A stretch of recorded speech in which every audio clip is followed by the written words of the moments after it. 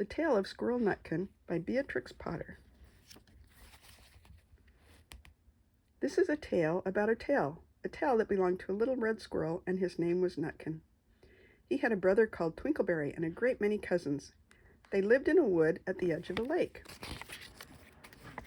In the middle of the lake there is an island covered with trees and nut bushes, and amongst those trees stands a hollow oak tree, which is the house of an owl who is called Old Brown. One autumn, when the nuts were ripe and the leaves on the hazel bushes were golden and green, Nutkin and Twinkleberry and all the other little squirrels came out of the wood and down to the edge of the lake. They made little rafts out of twigs, and they paddled away over the water to Owl Island to gather nuts. Each squirrel had a little sack and a large oar and spread out his tail for a sail. They also took with them an offering of 3 fat mice as a present for Old Brown and put them down upon his doorstep. Then Twinkleberry and the other little squirrels each made a low bow and said politely, "Old Mr. Brown, will you favor us with permission to gather nuts upon your island?" But Nutkin was excessively impertinent in his manners. He bobbed up and down like a little red cherry, singing, "Riddle me riddly rot tot tote, a little wee man in a red coat, a staff in his hand and a stone in his throat. If you'll tell me this riddle, I'll give you a groat." Now this riddle is as old as the hills. Mr. Brown paid no attention whatever to Nutkin. He shut his eyes obstinately and went to sleep. The squirrels filled their little sacks with nuts and sailed away home in the evening. But next morning they all came back again to Owl Island, and Twinkleberry and the others brought a fine fat mole and laid it on the stone in front of Mr. Brown's doorway and said, "Mr. Brown, will you favor us with your gracious permission to gather some more nuts?" But Nutkin, who had no respect, began to dance up and down, tickling old Mr. Brown with a nettle and singing, "Old Mr. B, riddle me ree, hitty-pitty within the wall, hitty-pitty without the wall. If you touch hitty-pitty will bite you." Mr. Brown woke up and suddenly and carried the mole into his house.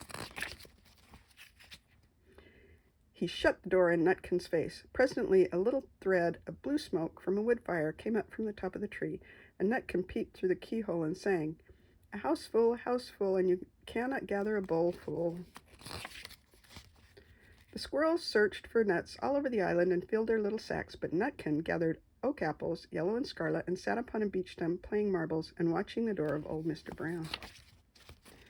On the 3rd day the squirrels got up very early and went fishing. They caught 7 fat minnows as a present for Mr. Brown. They paddled over the lake and landed upon a crooked chestnut tree on Oak Island.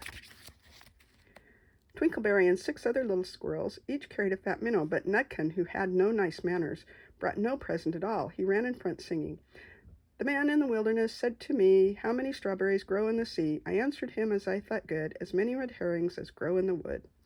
But old Mr. Brown took no interest in riddles, not even when the answer was provided for him. On the 4th day the squirrels brought a present of 6 fat beetles, which were as good as plums in plum pudding, for Old Brown. Each beetle was wrapped up carefully in a dock leaf, fastened with a pine needle pin.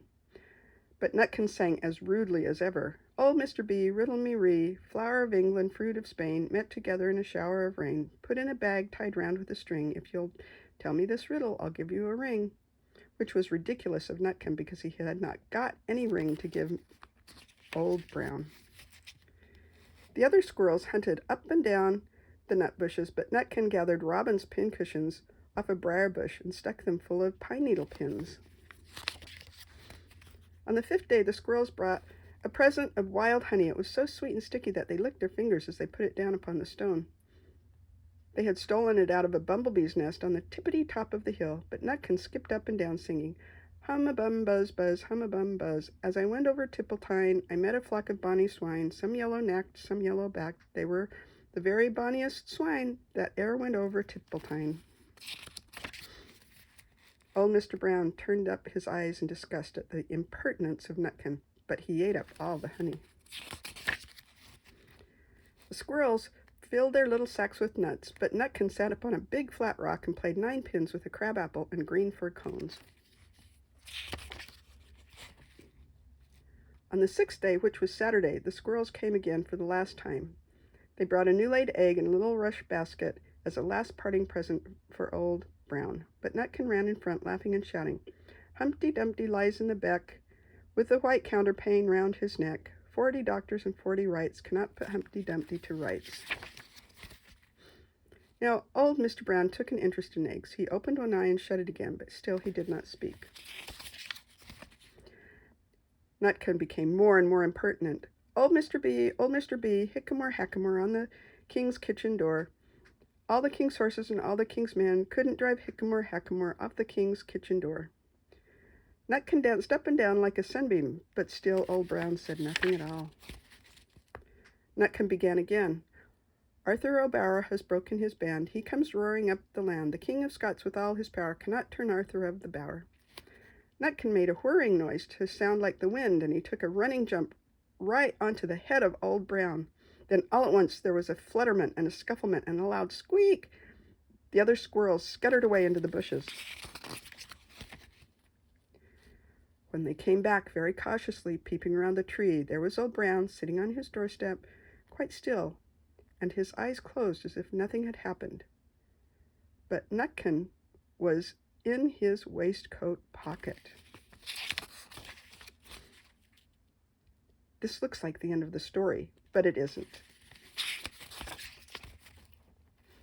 Old Brown carried Nutkin into his house and held him up by the tail, intending to skin him, but Nutkin pulled so very hard that his tail broke in two, and he dashed up the staircase and escaped out the attic window.